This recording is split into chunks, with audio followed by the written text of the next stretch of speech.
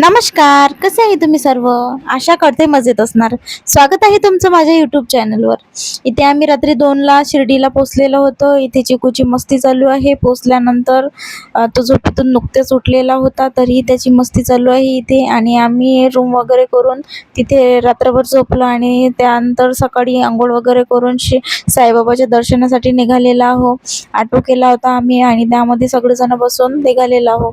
इथे बघू शकता तुम्ही शिर्डीला किती ट्रॅफिक आहे, खूपच गर्दी आहे. बाबाच्या दर्शनासाठी खूप लोक आलेले आहे इथे.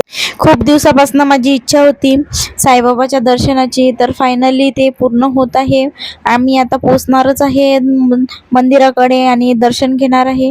दर्शन वगैरे आमचं छानपैकी झालेलं होतं. आतमध्ये आम्हाला मोबाईल अलाउड नव्हता, त्याच्यामुळे मी आतमधलं काहीच शूट करू शकली नाही. दर्शन कसं केलं कसं नाही, तर खूप खूप लांब लाईन होती, तरी आमचं दर्शन झालं. तिथलं दर्शन झाल्यानंतर मग आम्ही जवळच शनी शिंगणापूर आहे, तर तिथे गेलेलं होतं. इथे बघू शकता तुम्ही शनी शिंगणापूरमध्ये इथे पण खूप गर्दी आहे. इथे बघू शकता तुम्ही किती लांब लाईन लागलेली आहे शनिदेवाच्या दर्शनासाठी. आम्ही पण लाईनमध्ये लागलेलो होतो आणि त्यानंतर मग आमचा नंबर लागलेला होता.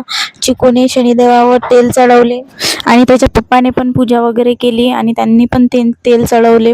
सगळेजण इथे तेल चढवण्यासाठी लाईनमध्ये लागलेले होते. मी पण तेल चढवून बाहेर आली आणि त्यानंतर मग मी यांचा व्हिडिओ काढला तेल चढवण्याचा, चिकूचा आणि चिकूच्या पप्पाचा. आणि इथे बघू शकता तुम्ही छोटे छोटे मुलं पण आलेले आहे तेल चढवण्यासाठी शनिदेवावरती. आणि शनिदेवाचं कुठलंही मंदिर नसून ते बाहेरच आहे, असे मधोमध गावाच्या.